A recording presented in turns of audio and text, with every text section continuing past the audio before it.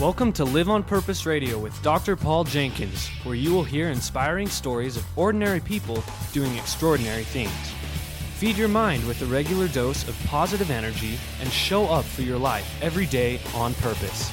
Living on purpose means that you have a purpose and you do it intentionally. And now, here's your host, Dr. Paul.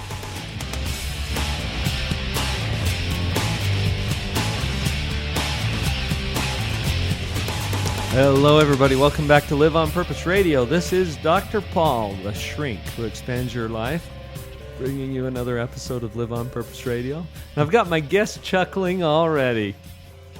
You got me right.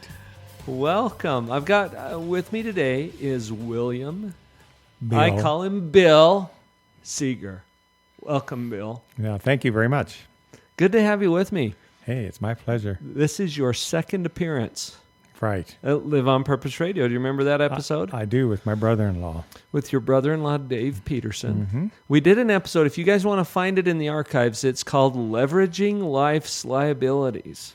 Right. And I had Bill on my show then. That was about 2 or 3 years ago, wasn't it? It's been that long. It was a couple of years ago. Yeah. And let me just tell you how this has unfolded. At the time, Bill, we were talking about how both you and your brother-in-law have encountered some difficult things in your life. Right. We call them life's liabilities. And everybody has them. And for your brother-in-law, it's a medical condition. Multiple sclerosis. Mm-hmm. And the last time I saw him, he was in a wheelchair. Totally. Mm-hmm. And so this is progressing and playing out the way we would expect multiple sclerosis to play out. Right. And he used to be a top-level athlete. Runner. He Yes. He was, in fact, a state champion runner. Right. Right. Mm-hmm. So I'm talking very accomplished in what he was doing. And this has created some clear challenges for him. Well, you shared at the time that you had some liabilities in life as well. I did. Big time. And at that time, Bill, you had just become, I think, willing enough to share your story that you agreed to come on my show with me. That's correct. Now, since then, you've taken it a step further. Right. I wrote a book. I remember a time, and I just want to share with our listeners here, Bill, that I remember a conversation I had with you Right. in my office years ago when we were talking about this concept of why me versus why not me. Right. Do you remember that? I did.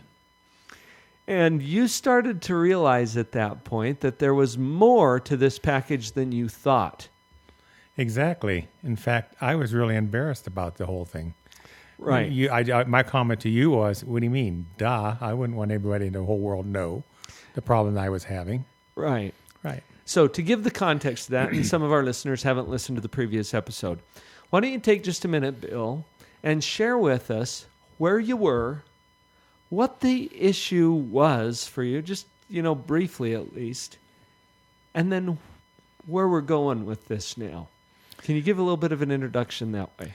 Right. Well, I spent a good part of my early life living a life of a homosexual and struggling with those issues within myself each day. I just was struggling with it. And now, this included a full-blown gay lifestyle that you chose to live for several years. Right. I don't even know how many years. Well, it would have been 14 years. 14 years, yeah. Living in that lifestyle. Yeah, well, in and out of the lifestyle. I was actively that way probably 10 of it. Okay. Towards the last 10, yes. The first few years I was jumping in and out of it because I was combating myself with it. I didn't like it. I didn't want it. Then I say, well, like an addict. I respond like an addict. Well, I can take care of this, but I wasn't able to do it on my own. Mm-hmm. So I would participate. Then I say, that's it. I'm going to leave. I'll go back. I left the Bay Area, go back home in Pennsylvania. Then I go back to California. I kept bouncing around like that and not wanting to be that way. And I'm sure all of us struggle that way that has this problem. Right. So, And you'll notice that I slipped a word in there, that you chose to live a gay lifestyle. I did. Do you see that as a choice now? Yes, I do, as a matter of fact. And maybe you didn't always. I know I didn't. I always thought, well, that's just the way it is. All my gay friends would say, oh, that's just the way it is. You might as well just accept it and live it. You can't do anything about it.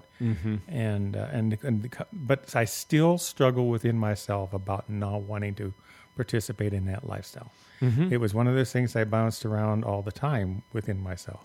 Right. And so, but I finally made a choice.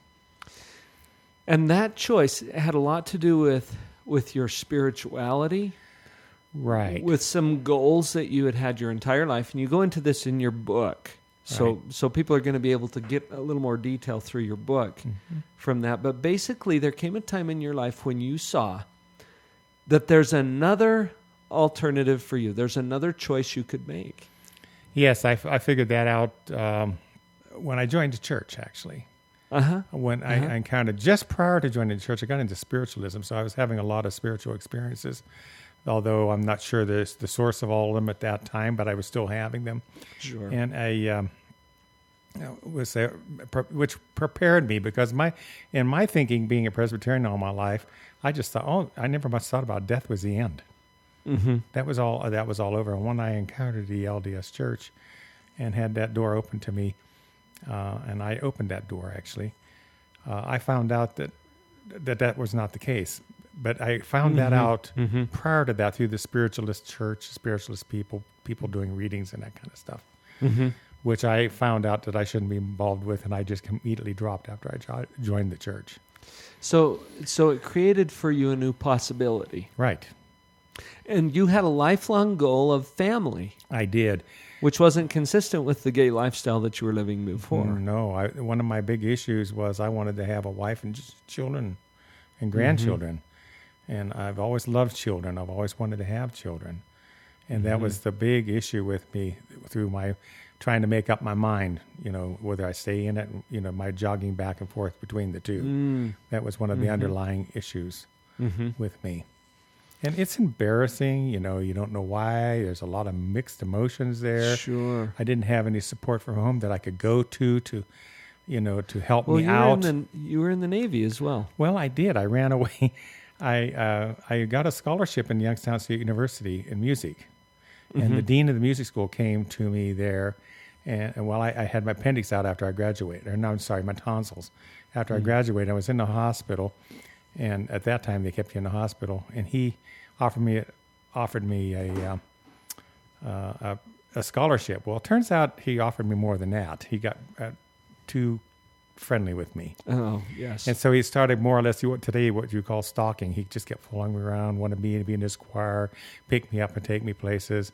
And you know what? I was so naive, I didn't even know what was going on at first until I encountered it. But I actually ran away from him after 2.5 years of college. And his threat on me, I actually ran away and went into the Navy and spent 4 years there. And that was a great experience for me. I'm so glad I did that. I loved that a lot. Yeah. And that was another issue you'll see in my book, how I had to handle that, because at that time they did not have Don't Ask, Don't Tell. Right. And it was an undesirable discharge if they found out if you were gay. So there's not only the personal shame, embarrassment that you were feeling about all of this, but there was some real risks that if this were found out, it could cause some really powerful consequences in your life. Oh, yeah. An undesirable discharge in the military would not be good. It's depending on what occupation you want to get into, or if anyone had found out about it, why it would be.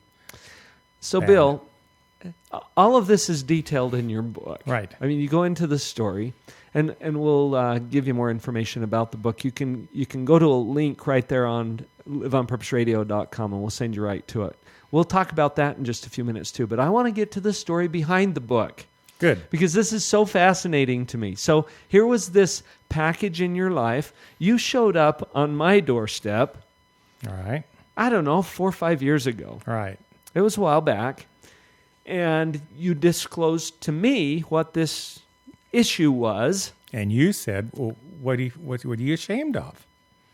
And I said, duh, what do you think I'm ashamed of? Well, you came in and you plopped down and you said, I don't even know how to tell you this, Dr. Paul. I'm gay. And I'm like, and what did you want to talk to me about? What's going on? Right. So you were going through some internal conflict at the time. And one of the things that you were beating yourself up over was this title of your book. Right. Talk about that for just a minute. What was going on in your mind and what changed for you? Well, when you and I were discussing this, I was asking me, why me? Why did I have to be this way? And right, because you wanted something different. Right. Why am I cursed with this package? You got it. The package, I didn't like it. But now I have found out we've all got packages. Now, isn't that interesting? Yeah. And your comment to me is, well, what do you have to be ashamed of? And of course I said before, duh. And then you told me it would be a shame if I didn't share this with other people, and I didn't want to do it. I could never tell anyone No, about I this. popped up and said, I'm not writing a book. That's exactly what I said to you. I remember you saying that. Something went through my mind that said, write a book. I just said no. It wasn't you that asked me. No. But anyway, that's what But you were fighting with yourself. And one thing that I saw at that point that I think you've seen since then is that this difficult, embarrassing, powerful experience that you've had a purpose. Exactly. And it's not just for you. No. Do you get that now? I got that now. It's for anyone, my family, my mother, my father, my wives, my children, grandchildren. Well, your kids didn't know about this. Nope. Your wife did. Yep. That's all she knew. Mm-hmm. She knew no details. I would not talk about it. I just went through all of our marriage up until 4 or 5 years ago. I would not talk about it or tell her what I was doing or how, who I was involved with, how I was involved, or any of those details. And the only detail she still knows is what's in the book. Mm-hmm. I just feel sometimes with a wife, you got to just too much detail sometimes it causes a little trouble. Tell me if you remember this differently, Bill. I remember in our conversations having some discussion with you about how you were so ashamed of this, and it was just such a big black eye in your life that you were trying to deal with. And as you acknowledged just a few minutes ago, it's not that it has stopped being an issue for you. No. It's just that you have chosen a particular way to handle this. Chose a new path. And it's different from what you chose before. That's the power of your experience, I think, is that you discovered choice. I discovered choice is the way out. Right. Right. It's also the way in. And exactly. And if a person really wants to, that's the bottom line. If you want to do something about it, you can do something about it. So I was sitting here in my seat, seeing this powerful man in my office, basically sniveling around like a victim, saying, "What? I'm sorry, Bill, but I remember that. You were." Yeah. And saying, why me? Why this? Why did God curse me with this? And then you made a transformation. At some point, the lights went on for you. And you saw that, you know what? Why not me? And I could see that here's a powerful story, Bill, where you were trapped. And you saw that the way out was choice. And it occurred to me, and I think it did to you as well, that there are other people who are trapped. Right, exactly. Who don't see their own power and their own choice in the situation. Now, there's some things you don't get to choose, right? Right. Some of the context in your life, some of the things that happen to you, you don't get to choose. Right. But you always get to choose what you're going to do with that. Or how you respond to other people's choices. And I remember what eventually led to the book conversation was, how is this experience going to assist or bless or lift the life of anyone if you don't share it with them? Exactly. If you don't share what you've learned. That's my comment. No, I'm not going to write a book. Oh, you see, I changed my mind. Yes, you did. And what was it that made the biggest difference for you in changing your mind? What did you realize, Bill? When I come to realize, and you pointed out to me that I should share my success and what I had done, because when we talked, I'll be 40 years this fall of free of that. of those experiences. And so that's about 5 years, about 35 years living, with a wife and family and raising a family. Mm-hmm. So that... and your kids are raising kids now. Oh, yeah, grandkids. Mm-hmm. Absolutely. Had you not made that choice, Bill, look how many lives would have been affected by that. I know. I told my daughter the other day, I was telling one of her friends that we were talking about this book, and I says, if I hadn't changed my ways, there would be no Sonia. Yeah. And I know your daughter, Sonia. You know her, right? I think she's pretty awesome. Mm-hmm. Wow. Okay. Well, we've set the stage to talk about a couple of other principles. We're going to come back to those after we get to our break. But here's the bottom line. You get to choose. Right. It's a choice. You don't always get to choose what happens to you, but you always get to choose what you're going to do with this package that you've been blessed with. Exactly. We've got more to do with that. We'll be right back after this break.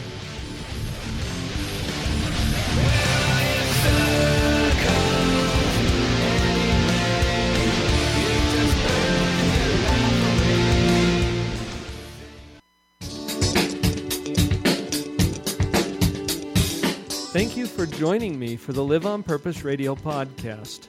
It is truly an honor to be a part of your prosperity team.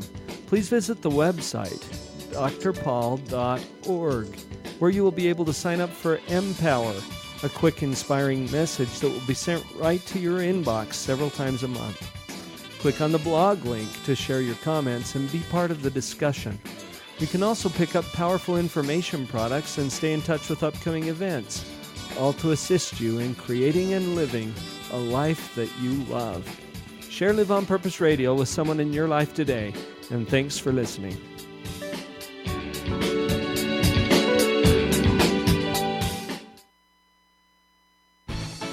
This is Kirk Weasler to tell you about morebetterbooks.com. Morebetterbooks.com is where you can find more better books for a more better life. Not only that, let me tell you about some of the very fun and cool select titles on morebetterbooks.com. You'll want to get a copy of The Dog Poop Initiative. This best-smelling book could change your life forever. It's certainly changed the lives of thousands of Boeing employees, as well as school teachers, parents, leaders across the United States and in Israel and in Germany. And you can get your own copy at morebetterbooks.com. Whoa, that's not all. What about The Cookie Thief? This classic tale told in a rhyming format, fully illustrated with very fun hidden messages. Pick up a copy now today on morebetterbooks.com. Other great titles there: Finding Your Pathway to Mastery, Beyond Illusions, Make It Great. These titles are only available on morebetterbooks.com. Go to morebetterbooks.com today and begin to have a more better life and live that life on purpose.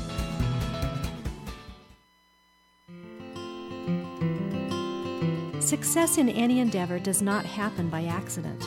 Rather, it's the result of deliberate decisions, conscious effort, and immense persistence, all directed at specific goals. Gary Ryan Blair.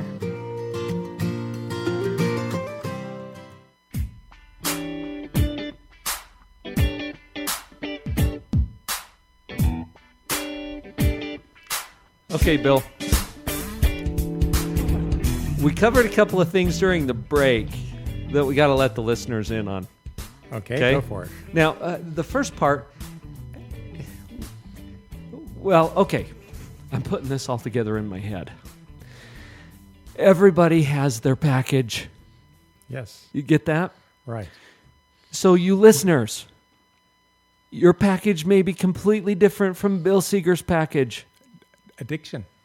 It could be anything. Drug addiction, anger addiction. There's a whole array of addiction. I worked through that 12-step addiction program, mm-hmm. and everyone has addictions. Okay, so whatever your particular package is, mm-hmm. I don't care. Everybody's got a package. Right. That sounded like I don't care. I care. I'm Dr. Paul. The packages are good for you. But here's the deal. It doesn't matter what your package is. No. The same principles apply. So, Bill, here you were trapped by a package that was absolutely unacceptable to you. Right. And yet you found yourself just kind of giving into it for however long you did. Right. And then you chose out. Right. Okay, so that's the first powerful principle I want everybody to notice. But then, and you came to me, 30 years later? Right. 35. Something like that. Because it was still creating some captivity for you mentally as you were asking this why me question. Exactly. You started asking a different question, why not me? And then you were terrified with the prospects. You got that right. Okay. Is that fair to say it that way? Exactly. So as you chose to begin sharing this, you started with your family. I did. Can you tell us about that? Well, once I decided to write the book, I sat all my family down, my two daughters and my son-in-law, and let them know what I had done in the past. None of them knew. My wife knew, but my children did not know that I lived the gay lifestyle. And I sat them down and I says, I'm going to write a book. And they let them know, and they were very receptive about it, especially my son-in-law. He says his respect for me went up the ladder quite a lot. Wait, hold on. That's not what you expected. No, exactly. I did not expect that. This is a beautiful concept, Bill. Right. Because, and I've talked to Jim about this, and he shared with me how empowering and liberating that was for him personally to hear you share this. Right. You didn't expect that. I did not. You expected them to all run screaming out of the room, declaring that they would never talk to you again. Or ashamed of me. Or they were ashamed of you and rend their clothes or whatever, right? But that wasn't their response. No, it was not. In fact, most generally the response to it has been positive to anyone I've told since then. I've been, as I was writing a book, I would tell different people, some people we know, together, and they were just all, oh, this is wonderful. You know, I'm so glad you were able to do what you've done, and so on. And we all have that package. And their admiration and respect went up because they have a package too. Right. Okay, and everybody has this private battle with their own package, and they just stay stuck there until something or someone or some concept or idea or principle creates a new possibility for them. And Bill, you're sharing it, created new possibilities for people. Right. And it doesn't matter what their package is. No, it does not. It does not. But do you remember, we have a mutual acquaintance. I consider her a friend of mine, Leslie Householder, who's been on this show a couple of times. Right. And Leslie talks about the terror barrier. Okay. Okay? The terror barrier. The terror barrier is this. You come to a certain point in your life where you are terrified to take the next step. Right. Okay? And that's not bad news. It just means your old beliefs are coming in conflict with your new beliefs. Right. Okay? And your old belief was, I can never share this. And your new belief was, I have to share this. Right. Well, those come into conflict. See, that's the terror barrier. Got it. And you get to either retreat into security, and your security was just fighting your private battle. And right. And beating yourself up in the process, versus breaking through that terror barrier into freedom. Right. And you came up against that when you started to share it. That's right. Exactly. It's a tough thing to. It's easy to sit here and say, you know, it takes courage. It takes a lot of guts, Bill. It's just like everyone said when I went on a radio station down in St. George. It takes a lot of courage to do this. Does. You know, I wrote the book, but I had it sitting around for a couple of years before I had the courage to release it. Now I got some news for you. Okay, let's get it. Not everybody's going to love you for this. I know.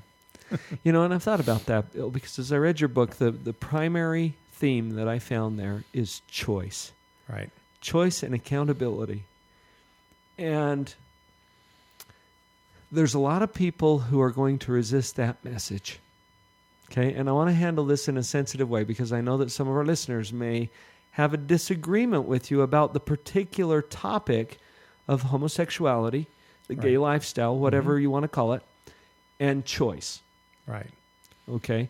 Well, they get to believe what they're going to believe. And listeners, you are welcome to believe whatever you want to believe. But Bill, as you share your experience with this, it's going to liberate some and tick others off. Right. Are you ready for that? I'm going to have to be. But that's part of the fear, isn't it? Right. Because you don't want people to hate you for what you No, believe. No, but the book is designed for those that want to do something about it and make a choice to do something about it. They can do it. It's not to force people into a choice. It's an opportunity. Hey, if you want to do something about it, then get off your can and work at it. And can I point something out to you? What's that? This is something that you learned along the way, I think, Yeah. when you discovered that you need to share this story. Okay?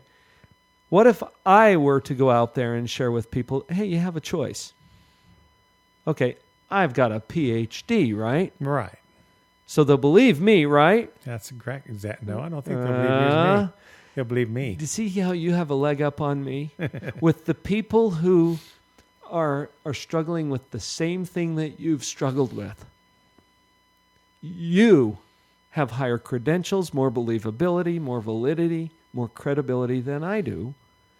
And I'm not saying the PhD is anything. It's just piled higher and deeper, according to some.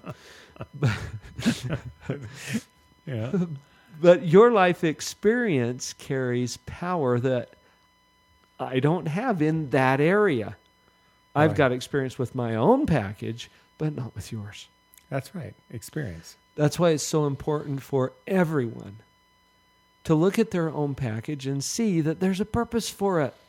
That's the big thing I found out. And the thing I found out is, if you look at homosexuality as nature puts it, it's pretty obvious to figure out what parts of your body to do what. If you look at what God did to you, it's obvious that God can make you perfect. The question is, why did God not make you perfect? What weaknesses did he give us and for what reasons? And that's what we need to find out as we make our choices. Okay, this is my package. Now, how am I going to deal with this? And here's another possibility for those of you who may be struggling with that particular idea. Perhaps you are perfectly designed to be imperfect.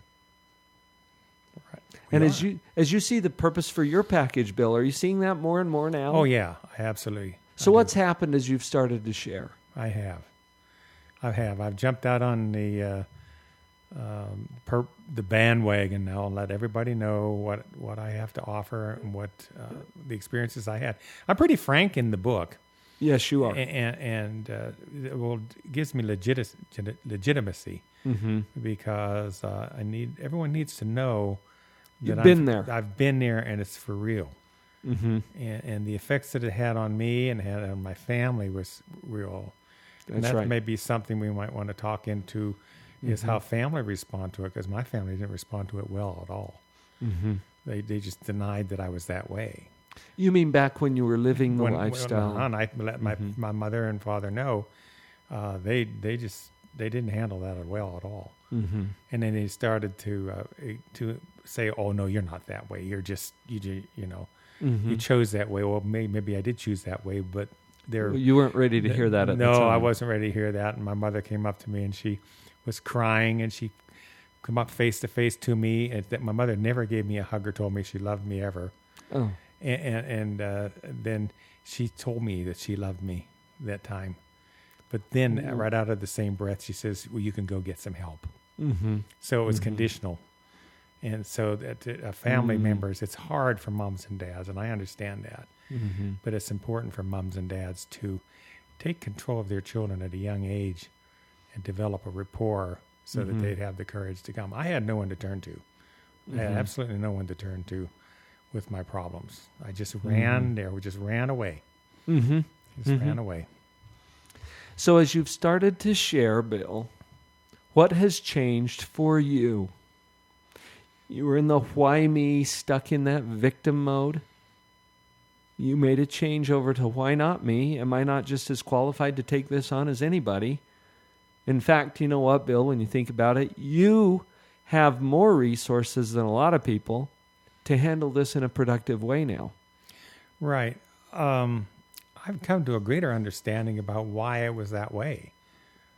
What opportunities that present themselves to me that I can, approach in a different way. I just came to a greater understanding about my purpose of what Heavenly Father's trying to do for me. He has a plan. I think you're the one that told me about the plan. You remember the plan? He has a map for us. And you don't always see the whole map. We don't see the right map. We get off course a lot of times.